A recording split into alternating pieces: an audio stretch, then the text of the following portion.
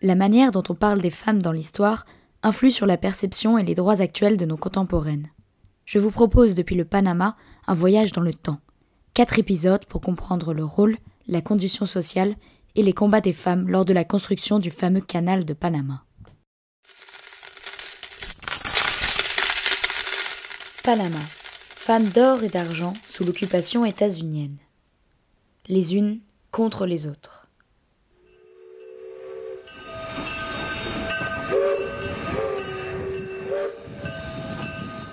À l'image des travailleurs de la Compagnie du Canal français, les ingénieurs états-uniens vinrent accompagnés de leurs femmes lorsqu'ils reprirent les travaux au début du XXe siècle.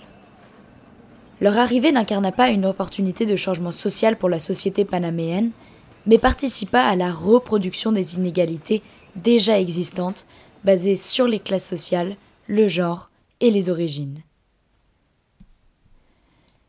Théoriquement, cela se traduit par une différenciation des salaires entre la nómina de oro et la nómina de plata, respectivement salaire en or et en argent.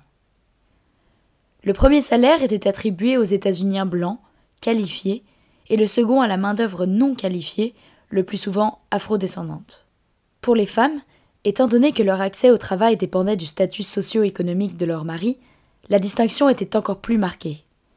Les femmes dites de la nómina de oro ne devaient pas travailler pour être acceptées socialement, tandis que celles de la nómina de plata étaient forcées, pour des raisons économiques, de travailler, le plus souvent en effectuant des travaux de nettoyage ou en vendant leur corps. La prostitution était en effet acceptée dans certaines zones, dites rouges, et constituait un commerce rentable pour nombre de femmes qui rejoignirent des réseaux organisés. De nombreux articles du Canal Record et de la Estrella de Panama, 2 journaux de l'époque, racontent toutefois les violences masculines que ces femmes subissaient.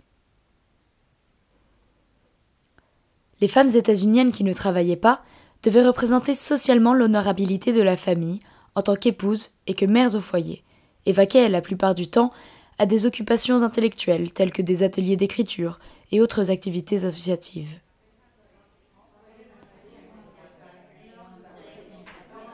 Sous l'impulsion de ces femmes, la zone du canal de Panama, délimitée par le traité Haït-Bouno-Varilla de 1903, devint le berceau d'associations catholiques, sportives ou encore maçonniques.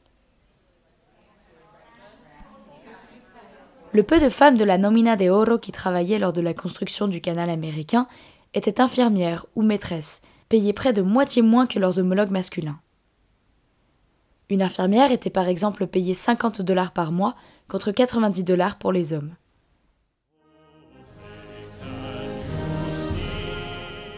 Les infirmières étaient surtout présentes pour appuyer l'influence américaine et la volonté du gouvernement américain de reléguer les sœurs de la charité de Saint-Vincent, et donc indirectement la présence française, au second plan.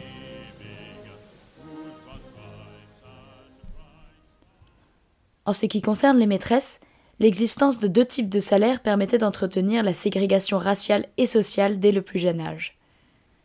Les maîtresses de la nómina de oro enseignaient aux enfants blancs, tandis que les maîtresses de la nómina de plata s'occupaient des enfants des ouvriers, le plus souvent noirs.